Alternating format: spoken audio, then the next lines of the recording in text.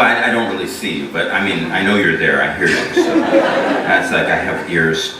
I'm trying to, I'm not quite clear about, what I'm gonna do tonight. I mean, well, we have a certain time, we have an hour, and I'm used to reading. Now, there's a couple of things about reading. I've learned over time, and this is just a habit, it's not really true here, but I never read for very long, because the longer you read, the fewer people buy your books, right? If I sat here and read to you for an hour, when I was over, you said, I'm going now. They said, you gonna buy his book? Man, I already heard his book. And so I'm thinking that what I want to do is at some point, even if it's only for like 10 minutes or so, like kind of bring up the lights and answer a few questions to people, because, I like doing that, and people sometimes like asking me questions because I give them, I don't know if they're honest answers, but they're funny, And so I haven't decided yet, but because I was thinking about it at home, I have two things in front of me. I have well, it's my newest book that people know about. I mean, my newest book is a book that's coming out in September called John Woman from, another press. And then I have this thing. I was asked by a guy to write a short story. And I said, okay, I'll write a short story. And I started writing it. But then when I got to about 30,000 words, I said, wow. This is a short story like The Heart of Darkness is a short story. I remember when I was in school, they said, we're going to have you read a short story. So I was like, wow, great, that's good. Was that 2 pages? But Heart of Darkness is 83 pages, and they're really tiny print. This is like that. So I don't know what I'm going to do with it, but I've been writing it, and I'm really excited about it. But another thing that I was thinking about was Texas. Like, my father was born in New Iberia, Louisiana, around 1916. And when he was 7 years old, his mother died, and he said that was the greatest pain that he ever felt.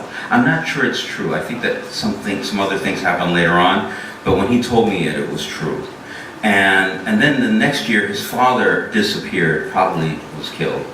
And so my father's 8 years old, and he knows that his mother's father lives in Houston, in 5th Ward. And so what he did was he jumped a train, and he went to Houston and walked around the streets saying, everybody here of Martin, I forget what his last name was, but Martin. And he stayed with him. Now my father, when he talked, it was an interesting thing being black in America and having a father from Texas. Because Texans, they don't really think about being black first, or even being white first, or whatever they are. They're Texans, My father said, I'm a cowboy. And I said, a cowboy, Dad? And he said, yes, I'm a cowboy. I have 2 guns, one in my boot, one in my pocket, and a knife. I'm a cowboy, And it was such an interesting notion, And then I found out the other day, at least I think this is true, that of all the states, only Texas can fly its flag on an equal level with the United States because it was a sovereign nation, And Sam Houston is like really the only guy down here who said, that Civil War, we're going to lose that, It's Texas. It's Texas and it's the South, but it's not the South, it's not Mississippi, it's not, and it's not Florida, and it's not, there's a whole bunch of southern places that aren't the same, but, there are some that are the same, and I write about Texas a lot, and, because, I had a lot of relatives here. My father had many stories about 5th Ward, he didn't know Dallas. If I talked to him about Dallas, he would say, is that in Texas?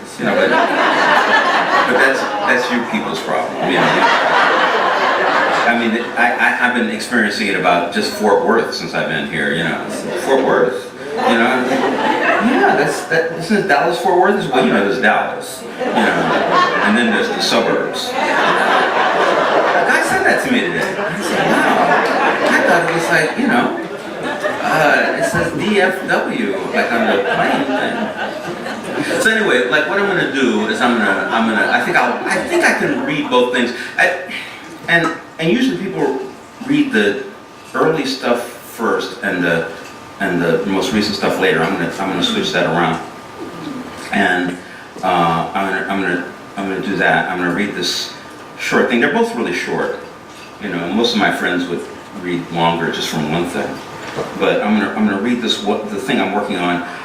The only thing you really need to know about what I'm reading, because I just took a piece out of the middle, and I just said I'll read this. It sounds good to me. There's a guy named Ernie Eccles. Ernie Eccles is known in the underworld around in my fictional world, around the United States, actually around North America, as the Mississippi Assassin. That's really the only thing you have to know, really.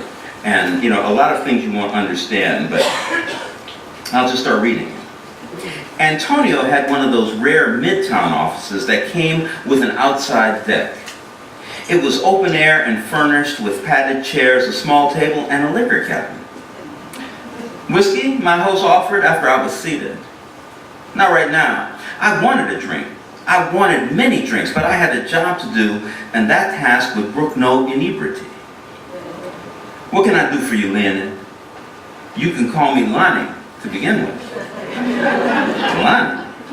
The name meant something to him, but at first he couldn't quite place it. Then the brawny security expert's eyes hardened like any wild creature coming upon a natural enemy. I tried to look apologetic, but he probably felt the attempt in bad taste. "The fuck are you trying to pull here?" he said. "A simple delivery," I replied. "Non-violent, non-invasive, and in the end the bride would probably thank you. That is, if she ever knew you had anything to do with it." "No," he said, "I will not compromise my principles, my livelihood, over some back alley shit that you're putting down." I let the words and anger settle a bit. Then I nodded, trying to placate him. After all, he was bigger and stronger, and on top of that, he was well trained in the misnamed arts of self-defense. "Whatever you say, Antonio. It's just that I hate to tell my client that I couldn't perform this simple, peaceful task because you slammed the door in his face." "I don't give a fuck about you or whoever it is who hired you," Alberghetti preached. "This is a goddamn honest business, and I will not be bullied, pushed, or intimidated." When he quit the mob, Antonio went to college to learn how to talk better, he said to anyone who cared. He had succeeded, except when he lost his temper. "You got some bourbon in that bar?" I asked. "Fuck you and your mother." That an off-brand? Antonio had a good sense of humor. He gave a 2-syllable chortle, then went to the stand-up bar. Why not? He had the upper hand, and the moral high ground too. He poured a 10-year-old 100 proof shot and a half of barrel whiskey.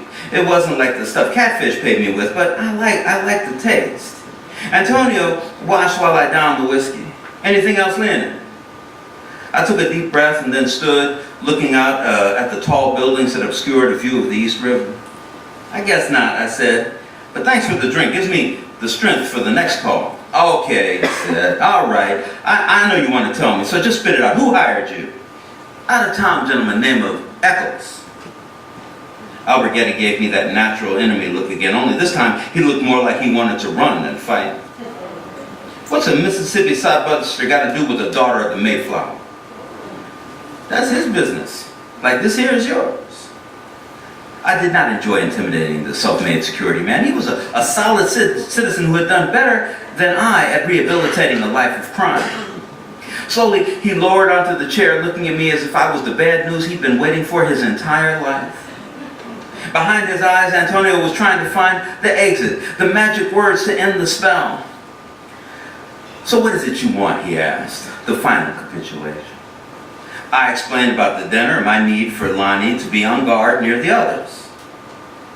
And what is it you plan to do?" he asked. "I have a very official and sealed envelope with me. Inside will be a letter that the client wants young Miss Thurman to read. I'll pretend that someone hand-delivered it downstairs on the first floor. That's all? That's it?" "What's the letter say?" "It's just some information she needs. What she does with that information is completely up to her." so there won't be any dead bodies found in the kitchen of Fancy Nan's.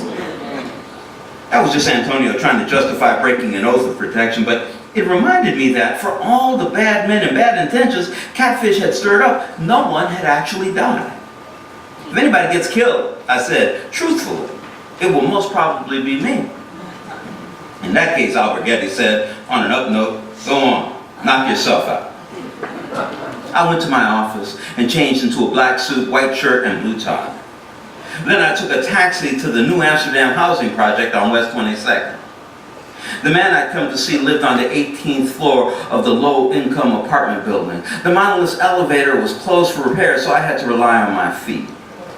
There were 2 zigzag sections of 11 and then 12 stairs for each floor. The graffiti was entertaining, and there was hardly any smell at all.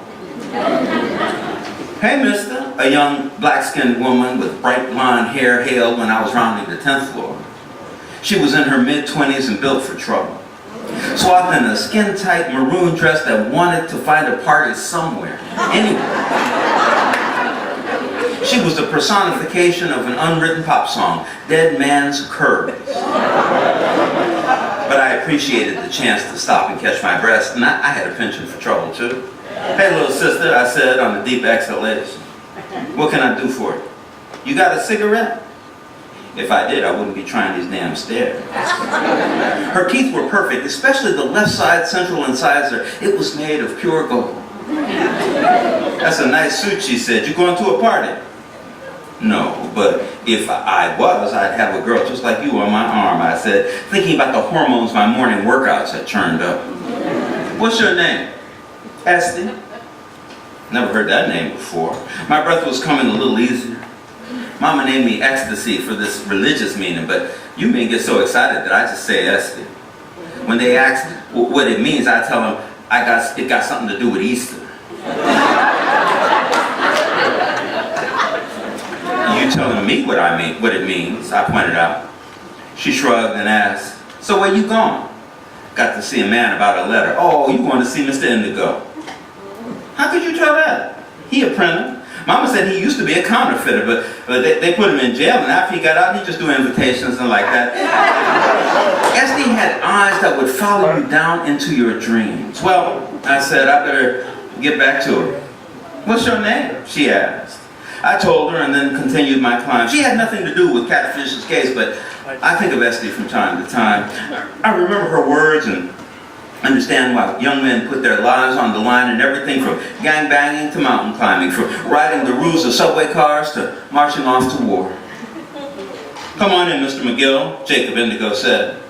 I didn't have time to knock. He was waiting just behind the door because we were both men who stuck to their schedules.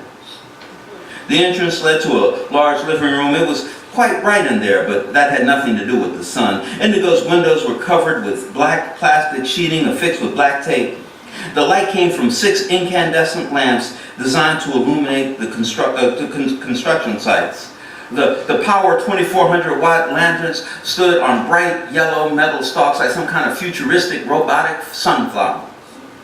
Along the wall of blacked out windows stood a table at least 18 feet long. It was high enough to work while standing and crowded with etching, printing, editing, and viewing devices. How you doing, Jay? Indigo was a smallish man with big hands. His posture was slightly hunched over. He had brown skin that had a lot of brick red folded into it, and his gray brown hair most resembled a heap of rags. Been thinking about getting a video cassette player, he said, thoughtfully. VCR? Don't you know they graduated from DVD to thumbnail technology? Yeah, I know, but I just bought 1,229 video cassettes off of Craigslist from a cat in Milwaukee. I want to start experimenting with false images. Why don't you move to a nicer building first? I know you got the money. Mr. Indigo stood up straight to answer that question. This was my mother's home, he said, as if in a dream. She cooked and cleaned, slept, and had Bible meetings right here in these rooms. While I was up at Attica, she died on this very floor, asthma attack. Didn't find her for 6 days. If I wasn't such a fool, I might have been here to save her life. Signs of remorse is one of the intangibles they consider in the so-called justice system. It was no surprise that Jacob was paroled 16 months after his mother's death. "You got what I need?" I asked, in part to distract him from the pain my question caused. "The Royal Crest of Monaco with no problem. There was one on exhibit at a show at the Met last year. Cards of the mighty, crests, seals, devices, and invitations." He went over to the heroic table, donned a pair of latex gloves, and lifted a 9x12 black envelope that was gilded around the edges. There was a pale sapphire-colored label affixed to the face of the envelope. It was written upon in flourished script that read, "Justine Penelope Sternman." And the lower left corner on the backside, PPN, was embossed in pink. "You have the letter?" Indigo asked. From my briefcase, I brought out 2 sheets. One was a handwritten letter on the back of the ancient journal leaf. On top of that was an epistle that I had penned. Sad little Mr. Indigo inserted the pages. They fit perfectly in the counterfeit royal sleeve. Then he sat at the one clear spot on the table and went through the ritual of melting part of a wax stick on the fold in the back. Then he applied the square black seal to make its false impression. While going through this age-old process, he lectured. The envelope, handwriting, and dimensions are all pretty simple. It's this wax that was the hardest thing to approximate. It had to be just the right mix of red and lead white with just a hint of turpeth brown to make it creamy like raspberries. He blew on the hot wax, appreciated his creation for a moment, and handed it to me. I pretended to examine the workmanship, but I had no idea what it should look like. That's why I hired an expert. "How much?" I asked while turning the royal missive from one side to the other. $2,362, rounded up from $61.35. What Jake had in common was Ernie Eccles. He knew to the penny what his work was worth.